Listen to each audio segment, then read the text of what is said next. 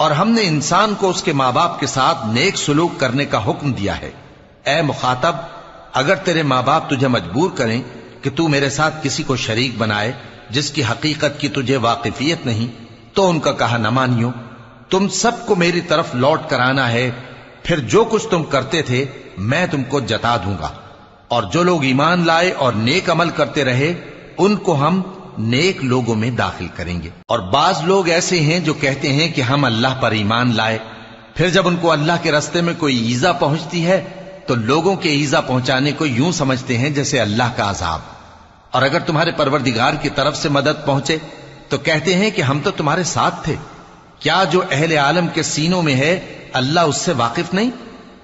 اور اللہ ان کو ضرور معلوم کرے گا جو سچے مومن ہیں، اور وہ منافقوں کو بھی معلوم کر کے رہے گا۔ اور جو کافر ہیں وہ مومنوں سے کہتے ہیں کہ ہمارے طریقے پر چلو